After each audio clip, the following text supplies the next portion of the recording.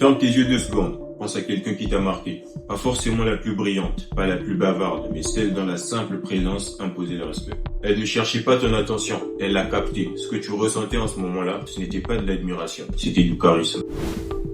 Et si je te disais que ce charisme ne dépend ni de ton âge, ni de ton statut, ni de ta personnalité, mais de quelque chose que tu peux construire dès aujourd'hui. La vérité est qu'on a grandi avec une fausse image du charisme. On pense que pour être charismatique, il faut parler fort, être extraverti, toujours savoir quoi dire. Pourtant, les personnes les plus charismatiques que j'ai rencontrées étaient très souvent silencieuses. Elles n'occupaient pas seulement l'espace, elles le stabilisaient. Le vrai piège, c'est que beaucoup essaient d'avoir l'air charismatique. Mais plus tu essaies, et plus tu perds ce que tu recherches. En fait, le charisme commence le jour où tu n'as plus besoin de plaire. Le charisme, ce n'est pas une compétence sociale, c'est un état intérieur qui se manifeste à l'extérieur. C'est la cohérence entre ce que tu penses, ce que tu dis et ce que ton corps exprime. Quand cette cohérence est là, ton regard est stable, ta voix est posée, tes gestes sont rares mais précis. Du coup, les gens, ils ne savent pas expliquer pourquoi est-ce qu'ils te respectent, mais ils le ressentent simplement. Du coup, je vais te donner 3 piliers fondamentaux à observer avec précision pour faire exploser ton niveau de charisme. Pilier numéro 1, le calme. Le calme est fondamentalement la racine du charisme. Une personne agitée ne peut pas être magnétique. Observe les personnes vraiment charismatiques. Ils ne sont jamais pressés. Pas pressés de répondre, pas pressés de se justifier, pas pressés de remplir le silence. Parler trop vite, c'est souvent révéler une peur invisible. La peur de ne pas être assez. Le silence, lui, montre que tu es à l'aise avec toi-même. Et cette aisance rassure les autres. Je vais vous raconter une anecdote perso. À la fac, j'avais une prof qui était réputée et connue pour son côté humiliant et rabaissant envers les étudiants. C'est-à-dire qu'elle taquinait beaucoup les étudiants en leur faisant passer vraiment pour des cons. Et moi, j'étais chef de classe, du coup, vous connaissez, jamais paniqué. Et donc, lorsqu'elle me faisait faire une intervention, elle avait remarqué quelque chose qu'elle ne pouvait plus du tout cacher. Et donc, elle a décidé d'exposer au grand public, littéralement le dernier jour de cours. Je viens avec la fiche qu'il fallait qu'elle signe, du coup, et elle me voit m'approcher. Et elle reste calme, elle me regarde, elle dit à tout le monde, du coup, votre chef de classe, il a beaucoup de calme. Il marche avec dextérité, il a toujours des gestes précis. On sent qu'il n'est jamais pressé. Il a vraiment cette maîtrise de lui, on sent qu'il n'est pas pressé. C'est vraiment appréciable. Et je vous jure que c'est littéralement ces mots qu'elle a pu sortir, pas exactement les mêmes, mais vraiment dans le même sens. Et je suis pas en train de faire tout quoi que ce soit. Mais ce que j'essaie de vous faire comprendre, c'est que c'est vraiment une attitude ou l'un des facteurs fondamentaux du charisme qui fait toute la différence. Lorsque tu dégages cette énergie de maîtrise de soi, ton environnement, il le sent simplement et ça impose du respect. Parce que les gens sont généralement habitués à avoir des interactions avec des personnes paniquées, des personnes pressées, des personnes qui ne sont pas sûres d'elles, qui n'ont pas du tout une maîtrise de leurs émotions.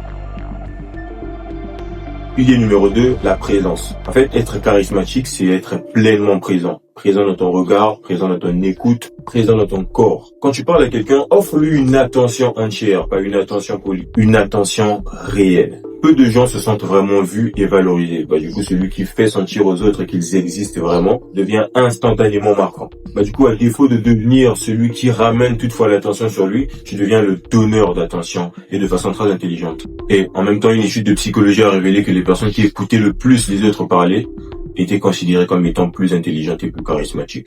Et il y a un piège dans tout ça. Les gens qui se mettent à écouter parce qu'ils ont suivi une vidéo sur YouTube, mais qui ne savent pas vraiment le réel intérêt qu'il y a à le faire, sont généralement des personnes qui écoutent.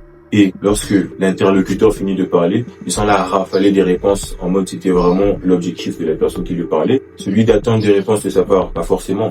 Il arrive des fois où on échange avec des gens et ces gens-là ont juste besoin d'être écoutés, pas forcément de trouver des solutions quoi que ce soit. Du coup, la capacité à avoir une écoute active et à rebondir de façon très légère sur la discussion est une compétence sociale. Pour prendre un exemple que tu as forcément déjà vécu, tu t'es jamais dit que quelqu'un était charismatique simplement parce que dans la conversation, c'était la personne qui parlait le plus et t'étouffait, en fait. Jamais. Tu vois, lorsque tu fais trop l'intéressant, on dit jamais de toi que t'es charismatique. Parce qu'on se rend compte que tu veux rediriger l'attention vers toi, ce qui montre que tu n'as pas vraiment de valeur réelle, enfin que tu veux jouer un rôle. Et ça, c'est très contre-productif. L'objectif, c'est que lorsque tu te trouves dans une pièce, sans pourtant que tu n'aies à dire quoi que ce soit, on sente que tu es présent. Présent dans ton regard, présent dans ta façon de te tenir avec intensité. Mais avec un peu de charme quand même, parce qu'il ne faut pas que tu sois là en train de regarder les gens, je sais pas quoi. Ça doit être naturel, rempli d'intensité et avec du charme quand même, parce que c'est quand même ça qui fait office de cerise sur le gâteau lorsqu'on parle de charisme. Et ça aura pour conséquence que lorsque tu te retrouves dans des milieux, les gens veulent tout le temps que tu interviennes ou que tu parles, parce que ton niveau de présence qui est accompagné par ton silence, c'est-à-dire que tu deviens tellement puissant que tu n'as pas forcément besoin de parler pour qu'on sente que tu es là. Et ce niveau de présence-là, il intrigue. Du coup, les gens, ils voudront forcément que tu parles. Vas-y, dis quelque chose, simplement pour que tu te retrouves dans la même situation que tout le monde, celle de toujours vouloir démontrer qu'on est présent. Et pilier numéro 3, c'est l'alignement. Là, c'est beaucoup plus une question mentale parce que le charisme disparaît lorsqu'on se rend compte que tu joues un rôle. En vrai, tu ne peux pas dégager de la force si tu n'assumes pas qui tu es réellement. Les gens, ils sentent que tu forces quand tu essaies de surjouer, quand tu cherches à correspondre. Parce que si tu veux, le charisme, c'est le courage d'être lisible. Dire moins, mais vrai. Assumer ses silences, assumer ses choix, même quand il dérange. C'est ça le niveau de charisme. C'est-à-dire que tu dois assumer le fait d'être la personne qui prend des décisions et assume le fait que tu sois la seule personne qui prenne ce type de décision. C'est-à-dire que tu peux te retrouver dans un environnement, je vais prendre un restaurant par exemple, ce que tu veux, et tu te rends compte que tu es le premier à commander, tu passes ta commande, tu dis moi je prends telle chose, et tu te rends compte que toutes les autres personnes autour de toi trouvent que ce que tu commandes c'est ringard, c'est vraiment pas hype quoi, tu vois. Donc toi tu dois être capable d'assumer ce choix-là, de commander quand même et de manger quoi qu'il arrive. C'est là que les gens se disent, ah oui, il est capable d'assumer quelque chose que nous on trouve quand est ridicule, parce qu'il a un tel niveau de confiance en lui qu'il ne veut même pas nous faire plaisir. On doit sentir que tu n'as rien à prouver et que tu ne veux pas correspondre aux attentes de qui que ce soit. Parce qu'au final, lorsque tu ne fais pas preuve d'alignement, n'importe qui a le pouvoir de te manipuler, tu vois. Parce que c'est le cas avec les femmes.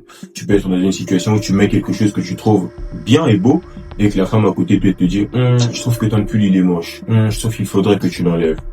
C'est un piège parce que lorsque tu décides de l'enlever alors que toi tu le trouvais à ton goût, tu te mets juste dans une position où tu n'es pas aligné, tu n'as pas assez confiance en toi et tu es vraiment manipulable par qui que ce soit. Et tu te dis peut-être que je le fais et ça va lui faire plaisir à cette femme-là, comme tu te retrouves dans une situation où tu as besoin de plaire à toutes les femmes, tellement tu n'as pas assez de courage et de confiance en soi, ça joue l'effet inverse, c'est contre-productif. Tu fais ce qu'elle a demandé de faire, au final tu es moins attirant parce qu'elle se dit lui il est facilement manipulable en tout cas. C'est pas vraiment le type d'homme avec lequel je me projette. Du coup pour terminer, je vais te donner un exercice de transformation que tu peux commencer à appliquer de façon progressive dans ta vie. Pendant une semaine, ralentis ton débit de 10%. Termine toutes tes phrases.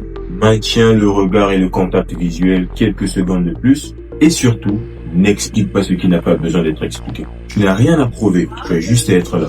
Et donc voilà, en gros, le charisme, ce n'est pas ce que tu ajoutes, c'est ce que tu retires. La peur, la précipitation, le besoin de plaire. Quand tu es calme, présent et aligné, tu n'as même plus besoin de forcer. Tu deviens naturellement magnétique. Et n'oublie pas, l'excellence ne passe jamais inaperçue.